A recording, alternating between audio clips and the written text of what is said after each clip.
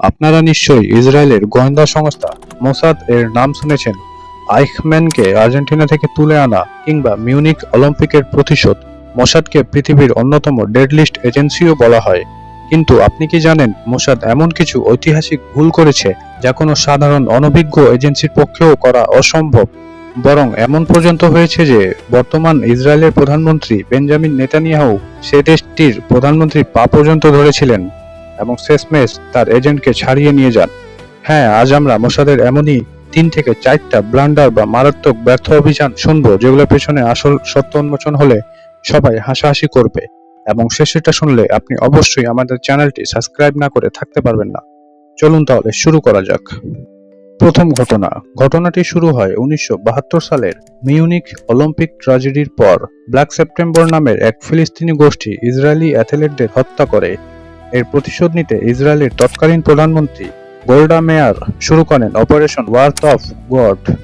মোসাদের মূল টার্গেট ছিল এই হামলার মাস্টারমাইন্ড আলী হাসান সালামেহ, যাকে বলা হয় রেড প্রিন্স। তার 1 বছর পর 1973 সালে মোসাদ খবর পায় সালামেহ নরওয়ের একটি ছোট্ট শহর লিলেহামার এলিয়ে আছে। মোসাদের হিট স্কোয়াড সেখানে পৌঁছে যায়। তারা এক ব্যক্তিকে চিহ্নিত করে যে দেখতে হুবাহু সালামের মতো ছিল। 21শে জুলাই রাতে সেই ব্যক্তি যখন তার আত্মসত্ত্বা স্ত্রীকে নিয়ে সিনেমা দেখে ফিরছিলেন, মোসাদ এজেন্টরা তাকে রাস্তার মাঝখানে গুলি করে ঝাঁঝরা করে দেয়।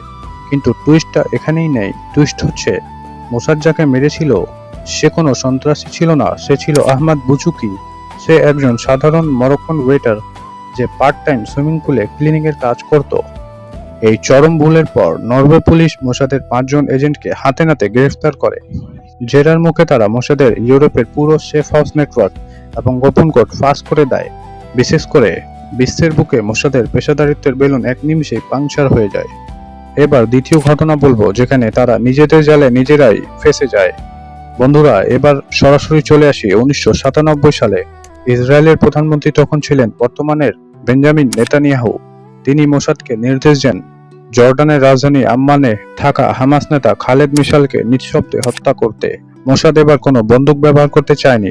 তারা চাইল্ড প্লে বা নিখুঁত এক প্ল্যান বানালো। কানাডিয়ান টুরিস্ট সেজে 2 জন মোসাদ এজেন্ট মিসালের কানের পাশে একটি মারাত্মক বিষ ফেন্টাইনাইল স্প্রে করে পালিয়ে যাবে। কোনো ক্ষত থাকবে না। ডাক্তাররা ভাববে মিসাল ব্রেন স্ট্রোক বা হার্ট অ্যাটাকে মারা গিয়েছে। কিন্তু এখানেই প্ল্যানটা ফ্লপ হয়ে যায়। স্প্রে করার ঠিক ওই মুহূর্তেই মিসালের মেয়ে চিৎকার করে ওঠে এবং মিসালের বডিগার্ডদের সন্দেহ হয়। মোসাদ এজেন্টরা দৌড়ে পালানোর চেষ্টা করলেও জর্ডানের পুলিশ তাদের ধরে ফেলে। মিসাল তখন হাসপাতালে মৃত্যুর কোলে ঢলে পড়েছেন। আসল ইউনিক টুইস্ট হচ্ছে জর্ডানের রাজা হুসাইন ক্ষোভে ফেটে পড়েছেন। তিনি নেতানিয়াহুকে আলটিমেটাম দিয়েছেন, যদি মিসাল মারা যায় তবে মোসাদের এজেন্টের ফাঁসি দেওয়া হবে এবং ইসরায়েলের সাথে শান্তি চুক্তি বাতিল করা হবে। বাধ্য হয়ে, হ্যাঁ বন্ধুরা, একদম বাধ্য হয়ে ইসরায়েলকে নিজেদের তৈরি করা বিষের অ্যান্টিডোট বা প্রতিষেধক বিশেষ বিমান করে জর্ডানে পাঠাতে হয়। শুধু তাই নয়, এজেন্টের ছাড়িয়ে নিতে ইসরায়েলকে তাদের জেলে বন্দী থাকা হামাসের প্রতিষ্ঠাতা শেখ আহমদ ইয়াসিনকে সসম্মানে মুক্তি দিতে হয়েছিল। অর্থাৎ শত্রুকে মারতে গিয়ে তারা শত্রুর সর্বোচ্চ নেতাকেই মুক্তি করে দিয়ে আসলো। এবার 3 নম্বর ঘটনা বলবো, দুবাই পাসপোর্ট স্ক্যান্ডাল বা ক্যামেরার ফাঁদে মোসাদ। 2010 সাল। এবার আসি ডিজিটাল যুগের সবচেয়ে বড় ব্লান্ডার 2010 সাল। দুবাইয়ের আল বুস্তান রোটানা হোটেল। মোসাদের টার্গেট হামাসের অস্ত্র সরবরাহকারী মাহমুদ আল মাহবুব। মোসাদ এবার প্রায় 26 জন এজেন্টের একটি বিশাল টিম পাঠায়। তারা টেনিস প্লেয়ার এবং টুরিস্টের ছদ্মবেশ ধারণ করে হোটেলে ঢোকে।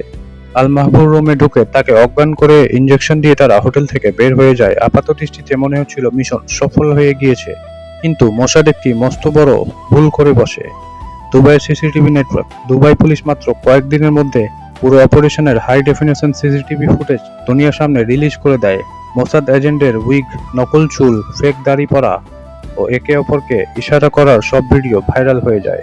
সবচেয়ে লজ্জাজনক বিষয় হলো এই এজেন্টরা ব্রিটেন, আয়ারল্যান্ড, অস্ট্রেলিয়া ও ফ্রান্সের মতো বন্ধু রাষ্ট্রগুলোর জাল পাসপোর্ট ব্যবহার করেছিল।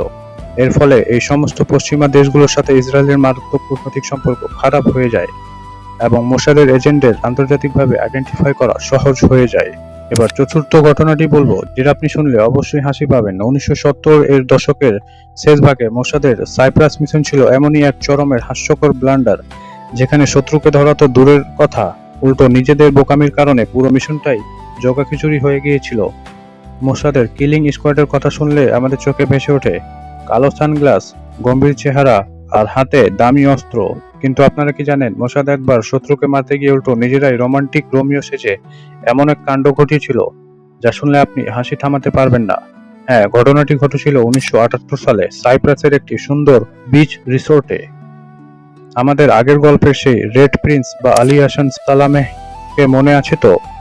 লিলেহামারে ভুল মানুষকে মারার পর মোসাদ তখন হন্যে হয়ে সালামেকে খুঁজছে। তারা খবর পেল সালামেহ সাইপ্রাসের এক বিলাসবহুল হোটেলে ছুটি কাটাচ্ছেন। মোসাদ এবার ভাবলো, নো বন্দুক, নো ড্রামা, এবার আমরা একটু হলিউড স্টাইলে কাজ করব। তারা দুজন সুদর্শন ছেলে ও সুন্দরী মেয়ে এজেন্টকে পাঠালো। প্ল্যান ছিল তারা স্বামী স্ত্রী সেজে হোটেলে হানিমুন করতে যাবে।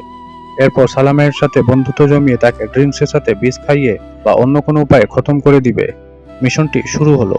মোসাদের সেই এজেন্ট যুগল হোটেলে গিয়ে দারুণ রোমান্টিক মুডে ঘোরাঘুরি শুরু করলো। বিচ সাইডে বসা, দামি ওয়াইন খাওয়া, সবাই চলছিল প্ল্যানের মতো। তারা টার্গেটের কাছাকাছি যাওয়ার জন্য ছটফট করছিল। কিন্তু আসল টুইস্টটা দেখুন, তারা এতটাই নিখুঁতভাবে হানিমুন কাপল বা নতুন বিবাহিত জুটি অভিনয় করছিল যে হোটেলের বাকি টুরিস্টদের নজর তাদের দিকে চলে যায়। তারা সারাদিন সুইমিং পুলে রোম্যান্স করত আর রাতে সালামের ঘরের দরজায় কান পেতে আড়ি পাতার চেষ্টা করত। সবচেয়ে মজার ব্যাপার কি জানেন, মোসাদের এই এজেন্টরা প্রেমের অভিনয় এতটাই মশগুল হয়ে গিয়েছিল যে তারা ভুলে গিয়েছিল হোটেলের অন্যান্য স্টাফ বা লোকাল সিকিউরিটি তাদের দিকে নজর রাখছে। তাদের এই অতি রোমান্টিক এবং অদ্ভুত আচরণ দেখে হোটেলের ম্যানেজার ভাবলেন এরা কোনো কাপল নয়, নির্ঘাত কোনো চোর বা স্মাগলার। ম্যানেজার সাথে সাথে স্থানীয় সাইপ্রাস পুলিশকে খবর দিয়ে দেন। পুলিশ এসে যখন এই তথাকথিত হানিমুন কাপলের ঘরে তল্লাশি চালালো, তখন বের হয়ে আসলো জাল পাসপোর্ট, গোপন ট্রান্সমিটার আর বিশের সিসি। পুলিশ কোনো কথা না বাড়িয়ে মোসাদের সেই রোমান্টিক এজেন্টে ধরে সোজা জেলে পুরে দিল। আর তাদের টার্গেট সালামে, তার কি হলো? তিনি তখন হোটেলেই আসেননি। তিনি যখন শুনলেন হোটেলে কি ড্রামা হয়েছে, তিনি হেসে কুটিপাটি হয়ে অন্য দেশে চলে গেলেন। অর্থাৎ শত্রুর গায়ে একটা টোকাও দেওয়া তো দূরের কথা, মোসাদ নিজেদের অতি স্মার্টনেসের কারণে পুরো দুনিয়ার সামনে হাসির পাত্র বনে গেল। তো বন্ধুরা, জেমস বন্ডের সিনেমা দেখে রিয়েল লাইফে স্পাইগিরি করতে গেলে এমনই হয়। মোসাদের এই হানিমুন ব্লান্ডার প্রমাণ করে যে অতি নাটকীয়তা মাঝে মাঝে সবচেয়ে বড় প্রফেশনালদের বোকা বানিয়ে ছাড়ে।